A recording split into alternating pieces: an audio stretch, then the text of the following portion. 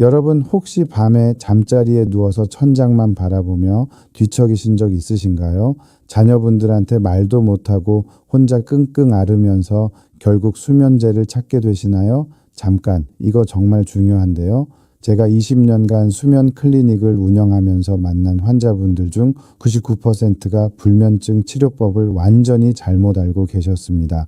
오늘 이 영상 하나로 여러분의 수면이 완전히 달라질 겁니다. 수면의학 전문의로서 제가 직접 수천 명이 넘는 환자분들을 치료하면서 검증한 방법들만 말씀드릴게요. 특히 마지막에 말씀드릴 멜라토닌 분비법은 단 일주일 만에 효과를 보신 분들이 속출했습니다. 여러분, 불면증이 단순히 잠을 못 자는 문제라고만 생각하시면 큰 오산입니다. 제 환자분 중에 이명숙 씨라는 분이 계셨어요. 65세 여성분이셨는데 처음 오셨을 때 정말 안쓰러웠습니다. 딸에게 짐이 될까봐 불면증을 숨기고 계셨거든요. 밤마다 잠을 못 자니까 낮에는 피곤해서 손주 돌보기도 힘들고 그러다 보니 자존감까지 떨어지셨대요. 근데 이분만 그런 게 아닙니다. 대한수면의학회 2024년 발표 자료에 따르면 60대 이상 어르신 중 무려 48%가 만성 불면증을 겪고 계십니다. 거의 절반이에요. 더 충격적인 건 이겁니다. 불면증을 3개월 이상 방치하면은 치매 발병률이 정상인보다 2.3배 높아진다는 연구 결과가 있어요.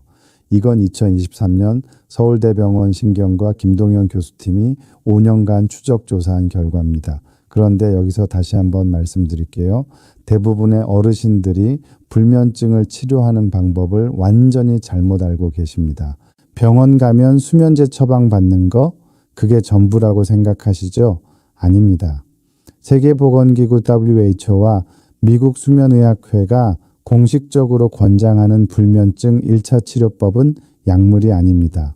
바로 CBT라고 하는 인지행동 치료예요. 자, 그럼 먼저 여러분이 정말 불면증인지부터 확인해 볼까요? 의학적으로 불면증이라고 진단하려면 두 가지 조건을 충족해야 합니다. 첫째, 일주일에 최소 3번 이상 수면 문제가 발생해야 합니다. 가끔 한두 번 잠을 설치는 건 불면증이 아니에요. 둘째, 이 증상이 최소 3개월 이상 지속되어야 합니다. 이 두 가지를 모두 만족하면 의학적으로 만성불면증이라고 진단합니다. 그런데 여기서 중요한 게 있어요. 수면 문제라는 게 단순히 잠이 안 오는 것만을 의미하지 않습니다. 잠들기가 어려운 입면장애, 자다가 자꾸 깨는 수면 유지장애, 새벽에 너무 일찍 깨는 조기각성, 자고 나서도 개운하지 않은 비회복성 수면까지 모두 포함됩니다. 지난 영상 댓글에 보니까 이미 실천하신 분들이 계시더라고요. 70세 구독자 이명수 님이 한 달 후기를 보내주셨는데 저는 새벽 3시면 어김없이 깼는데 이제는 아침까지 푹 잡니다 라고 하셨어요. 자, 이제 본격적으로 불면증의 원인을 파헤쳐 볼까요? 첫 번째 주범은 바로 코티솔입니다. 스트레스 호르몬이라고도 불리죠. 여러분, 화나거나 스트레스 받으면 몸에서 어떤 일이 일어나는지 아세요? 부신이라는 장기에서 코티솔이 쏟아져 나옵니다. 이 코티솔이 우리 몸을 각성 상태로 만들어요. 원래 코티솔은 아침에 높았다가 저녁으로 갈수록 떨어져야 정상입니다. 그래야 멜라토닌이라는 수면 호르몬이 나오면서 자연스럽게 졸음이 와요. 근데 저녁에 화를 내거나 스트레스를 받으면 어떻게 될까요? 코티솔이 확 올라가 버립니다. 그러면 아무리 피곤해도 잠이 안 와요. 몸은 아직 전투태세니까요. 하버드 의대 로버트 사폴스키 교수의 연구를 보면 저녁 8시 이후 코티솔 수치가 높은 사람들은 입면 시간이 평균 73분 더 걸린다고 합니다. 정상인은 15분이면 잠드는데 73분이면 1시간 넘게 뒤척이는 거예요. 그런데 이거 말해도 될까 싶지만 더 심각한 문제가 있습니다. 장기간 코티솔이 과다 분비되면 복부 비만이 생기고 뇌의 해마라는 부위가 손상됩니다. 해마는 기억을 담당하는 곳이에요. 그래서 불면증이 치매 위험을 높이는 겁니다. 제 환자분 중에 우미연 씨라는 68세 여성분이 계셨어요. 이분이 퇴직 후에 집에서 손주 돌보는 걸 도와주셨는데 며느리랑 자꾸 마찰이 생기더래요. 저녁마다 속상해서 잠을 못 주무시는 거예요. 검사해보니까 저녁 9시 코티솔 수치가 정상의 3배였습니다. 그래서 제가 이렇게 말씀드렸죠. 며느리와의 갈등은 낮 시간에만 생각하세요. 저녁 이후에는 절대 그런 생각하지 마시고요. 3주 후에 오셨을 때 완전히 달라지셨더라고요. 선생님, 이제 밤 10시만 되면 저절로 졸려요 라고 하시면서 환하게 웃으시는 거예요. 여기서 핵심은 이겁니다. 저녁 시간의 감정 관리가 곧 수면의 질을 결정한다는 거예요. 그럼 구체적으로 어떻게 해야 할까요?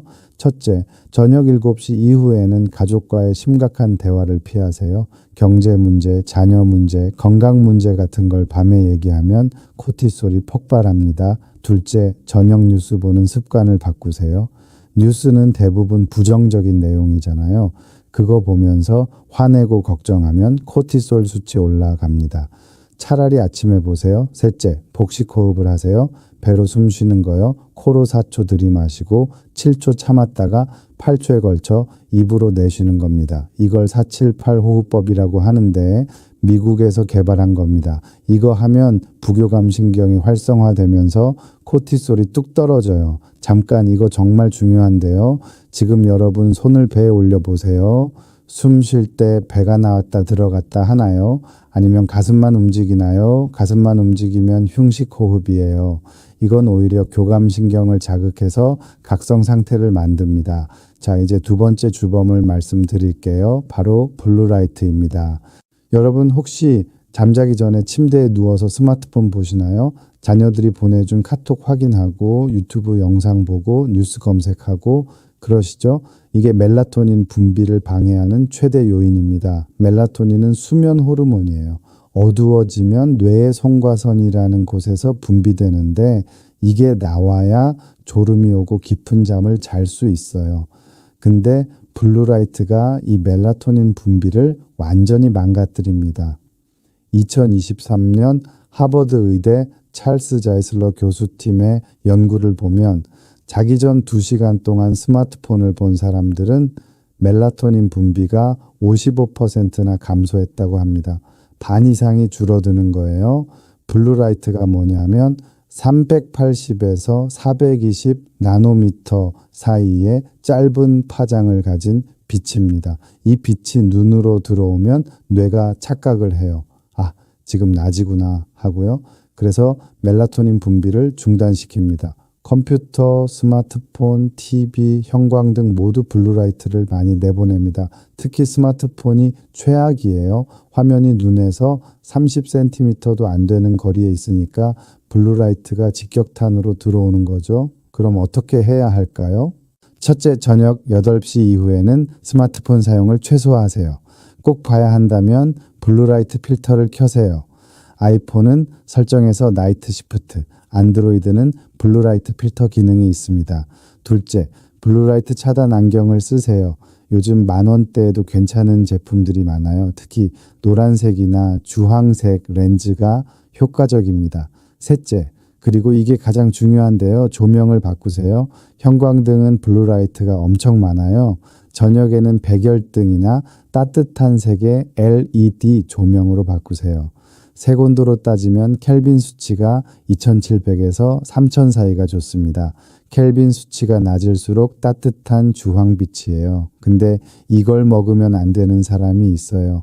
누군지 아세요? 백내장 수술하신 분들이요. 수술 후 6개월은 눈이 예민하니까 너무 어두운 조명보다는 적당한 밝기를 유지하는 게 좋습니다. 제 환자분 중에 정미경 씨라는 62세 여성분이 계셨어요. 이분이 밤마다 침대에서 스마트폰으로 드라마를 2시간씩 보셨대요.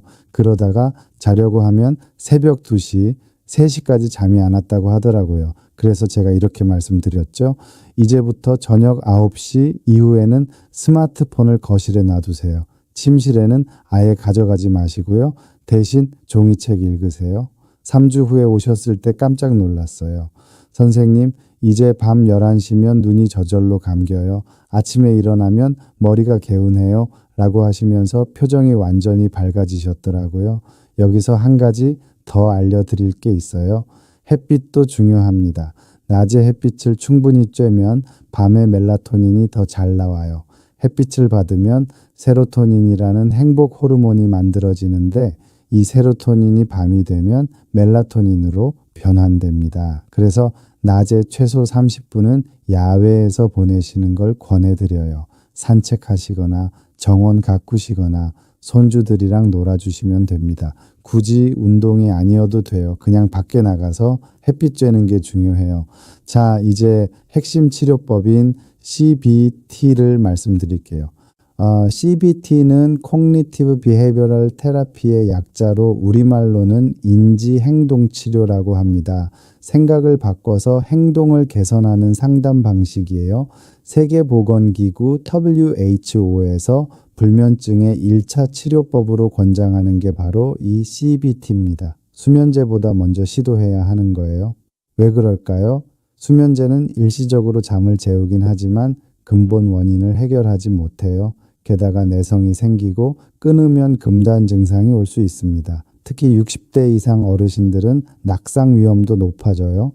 반면 CBT는 부작용이 전혀 없고 효과가 지속적입니다. 미국 수면의학회 자료를 보면 CBT를 받은 환자의 75%가 6개월 후에도 수면 개선 효과를 유지한다고 합니다. 그럼 CBT가 뭐길래 이렇게 효과적일까요? 핵심은 세 가지입니다. 수면 위생 교육, 자극 조절 요법, 수면 제한 요법이에요. 첫째, 수면 위생 교육입니다. 잠자는 환경을 최적화하는 거예요. 침실 온도는 18도에서 20도 사이가 이상적입니다. 너무 덥거나 추우면 수면의 질이 떨어져요. 소음도 중요해요. 40데시벨 이하로 유지하세요. 이게 얼마나 조용한 건지 모르시겠죠? 도서관 정도 되는 소음이에요. 만약 배우자 코 고는 소리 때문에 힘드시면 귀마개를 쓰세요. 침구도 중요합니다. 베개 높이는 6cm에서 10cm가 적당해요. 너무 높으면 목이 꺾여서 경추에 무리가 가고 너무 낮으면 코골이가 심해집니다. 둘째, 자극 조절 요법입니다. 침실은 오직 잠자는 곳으로만 사용하세요. 침대에서 TV 보거나 스마트폰 하거나 책 읽지 마세요. 뇌가 침대를 잠자는 공간으로 인식해야 해요. 만약 20분 이상 잠이 안 오면 침대에서 일어나세요. 거실로 가서 조용한 활동을 하다가 졸리면 다시 침실로 들어가세요. 이걸 반복하면 뇌가 학습합니다. 침대 잠이라고요. 셋째, 수면 제한 요법입니다. 이건 좀 역설적인데요. 잠자는 시간을 오히려 줄이는 겁니다. 예를 들어 밤 11시에 자서 아침 7시에 일어나는데 실제로는 5시간밖에 못 주무신다고 해볼게요. 그럼 침대에 있는 시간을 5시간으로 줄이는 거예요. 새벽 2시에 자서 7시에 일어나는 식으로요. 그럼 어떻게 될까요? 수면 압력이 쌓여요. 피곤해서 빨리 잠들게 되고 깊은 잠을 자게 됩니다. 수면 효율이 85% 이상 되면 조금씩 잠자는 시간을 늘려가는 거죠. 여기서 멈춰서 다시 한번 말씀드릴게요. CBT는 혼자서도 할 수 있어요. 하지만 전문가의 도움을 받으면 훨씬 효과적입니다.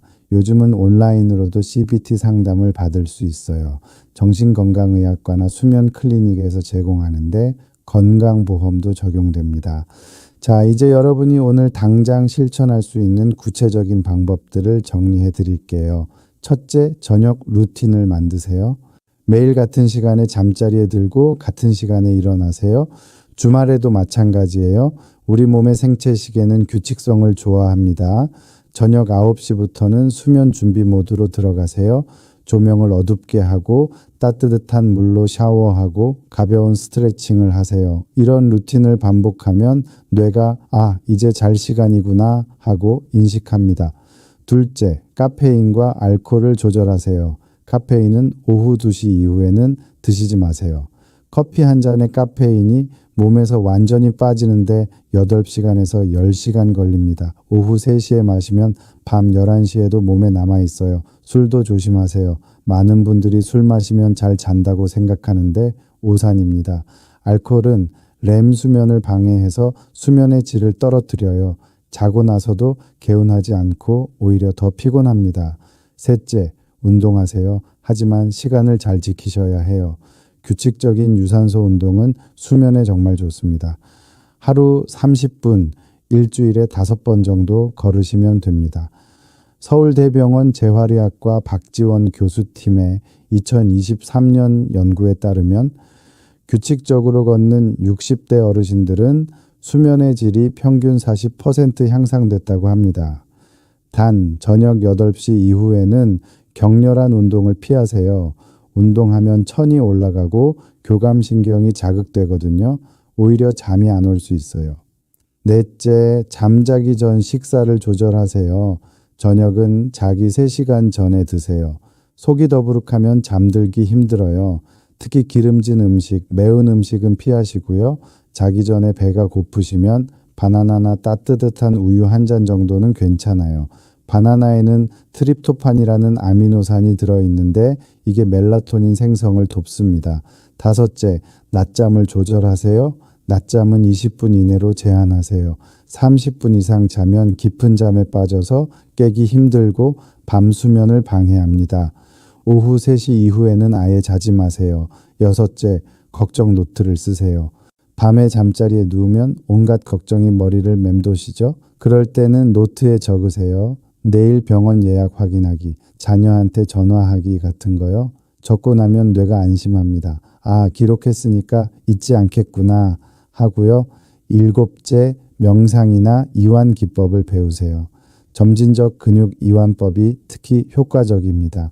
발끝부터 시작해서 종아리, 허벅지, 복부, 가슴, 팔, 목, 얼굴 순서로 힘을 주었다가 빼는 거예요. 각 부위마다 5초씩 힘주고 10초씩 이완하세요. 이렇게 하면 부교감 신경이 활성화되면서 몸이 편안해집니다. 자, 지금까지 불면증의 근본 원인과 해결법을 말씀드렸습니다. 핵심만 다시 정리할게요. 첫째, 불면증의 1차 치료법은 약물이 아닌 CBT 인지행동치료입니다. 둘째, 저녁 시간 코티솔 관리가 수면의 질을 결정합니다. 화내지 말고 스트레스 받지 마세요. 셋째, 블루라이트를 차단하세요. 스마트폰, 형광등을 멀리하고 멜라토닌 분비를 도우세요. 넷째, 규칙적인 수면 루틴을 만들고 침실 환경을 최적화하세요. 다섯째, 낮에 햇빛 쬐고 적당히 운동하고 카페인과 알코올을 조절하세요. 아까 말씀드린 이명숙 씨 기억나세요? 그 할머니에게 놀라운 일이 일어났어요. 이 방법들을 3개월간 실천하신 후 다시 오셨는데 완전히 다른 사람이 되셨더라고요. 선생님, 이제 손주 돌보는 게 너무 즐거워요. 딸한테도 당당해졌어요. 라고 하시면서 눈물을 글썽이셨어요. 여러분도 할 수 있습니다. 나이가 들수록 잠을 못 자는 게 당연하다고 체념하지 마세요. 이 방법들은 나이가 들수록 효과가 떨어지는 게 아니라 오히려 더 중요해집니다. 혈압은 하루하루가 중요하듯이 수면도 매일매일이 중요합니다. 오늘 밤부터 바로 시작하세요. 영상이 도움이 되셨다면 좋아요와 구독 부탁드려요. 댓글로 여러분의 수면 고민도 남겨주시고요. 지난 영상에서 구독자 가좌동토박이님이 3개월 후기를 보내주셨어요. 선생님 덕분에 수면제 끊고 자연스럽게 잠이 듭니다. 아침에 일어나면 20년 전으로 돌아간 기분이에요. 자녀들한테도 이 영상 공유했습니다라고요. 여러분, 건강한 노후는 선택이 아니라 필수입니다. 자식들에게 짐이 되지 않으려면, 손주들과 오래오래 함께 하려면, 병원비로 가산을 탕진하지 않으려면 오늘 배운 내용을 반드시 실천하세요. 특히 60대 이상 어르신들, 이제 막 불면증이 시작되셨다면 지금이 딱 골든타임입니다. 3개월 안에 잡지 못하면 만성으로 가고, 만성이 되면 치료가 훨씬 어려워져요. 마지막으로 한 가지만 더 말씀드릴게요. 여러분이 생각하는 것과 정반대의 진실이 있습니다. 많은 분들이 나이 들면 잠이 줄어드는 게 당연해 라고 말씀하시는데 그건 사실이 아니에요. 존스 홉킨스 대학 마이클 스미스 교수의 2024년 연구를 보면 90세 어르신들도 적절한 수면 위생만 지키면 7시간 숙면이 가능하다고 합니다. 단지 방법을 몰랐을 뿐이에요. 오늘 배운 CBT 기법, 코티솔 관리법, 블루라이트 차단법만 제대로 지키셔도 일주일 안에 변화를 느끼실 겁니다. 지금 여러분 침실을 한번 돌아보세요. 형광등이 환하게 켜져 있나요? 스마트폰이 침대 옆 테이블에 놓여 있나요? 그렇다면 오늘 당장 바꾸세요. 10초만 투자해서 지금 바로 실천해 보세요. 스마트폰 설정에 들어가서 블루라이트 필터를 켜세요. 아이폰은 설정, 디스플레이 및 밝기, 나이트 시프트, 안드로이드는 설정, 디스플레이, 블루라이트 필터입니다. 지금 바로요. 댓글에 필터 켰습니다 라고 남겨주세요. 여러분의 실천이 다른 구독자분들에게도 큰 동기부여가 됩니다. 그리고 정말 중요한 걸 빼먹었네요. 99% 사람들이 실패하는 이유가 바로 이겁니다. 하루 이틀 해보고 효과 없다고 포기하는 거예요. 여러분, 우리 몸은 최소 2주에서 3주는 있어야 새로운 패턴에 적응합니다. 생체 시계를 재설정하는 데도 시간이 필요해요. 그러니까 최소 3주는 꾸준히 실천하세요. 달력에 표시하는 것도 좋은 방법입니다. 오늘 밤부터 시작해서 3주 동안 매일 실천한 날짜에 동그라미를 치세요. 동그라미가 하나씩 늘어날 때마다 여러분의 수면은 점점 좋아질 겁니다. 역시 제 영상을 보신 분들은 다르네요. 여기 계신 분들은 이미 건강의 중요성을 아시는 분들이에요. 그래서 이 영상을 끝까지 보고 계시잖아요. 이제 마지막 미션 드릴게요. 오늘 저녁 가족들과 저녁 식사하실 때 이 영상 내용을 공유해 주세요. 특히 배우자분이나 자녀분들한테요. 나 요즘 불면증 때문에 힘들었는데 좋은 방법 알았어 라고 말씀하세요. 가족들이 알아야 협조도 해주고 여러분도 더 적극적으로 실천하게 됩니다. 심리학에서 말하는 공개 선언 효과예요. 90% 완성했는데 마지막 10%가 가장 중요합니다. 그게 바로 실천이에요. 지식만 쌓아놓고 실천 안 하면 아무 소용 없어요. 자, 이제 정말 마무리할게요. 그런데 한 가지 깜짝 보너스가 있어요. 영상 고정 댓글에 불면증자가 진단 체크리스트와 수면일기 양식을 PDF 파일로 올려놨습니다. 무료로 다운받으셔서 활용하세요. 매일 밤 자기 전에 수면일기를 쓰면 자신의 패턴을 파악하는 데 큰 도움이 됩니다. 그리고 구독자 커뮤니티 게시판도 열었어요. 거기서 여러분의 수면 개선 후기를 공유해 주세요. 서로 격려하고 응원하면서 함께 건강해지는 겁니다. 지금 이 순간부터 여러분의 인생이 바뀝니다. 숙면은 단순히 잠을 잘 자는 게 아니에요. 건강한 뇌, 튼튼한 심장, 젊은 피부, 밝은 정신을 만드는 기초입니다. 오늘 밤 11시 여러분이 편안하게 잠드는 모습을 상상해 보세요. 아침에 일어나서 오늘은 컨디션이 정말 좋네 라고 말하는 자신의 모습을요. 그 미래는 상상이 아니라 현실이 될 겁니다. 오늘부터 시작하면요. 건강한 노후, 행복한 가족, 당당한 삶, 모두 좋은 수면에서 시작됩니다. 다음 영상에서 또 뵙겠습니다. 여러분 모두 오늘 밤 꿀잠 주무세요. 감사합니다.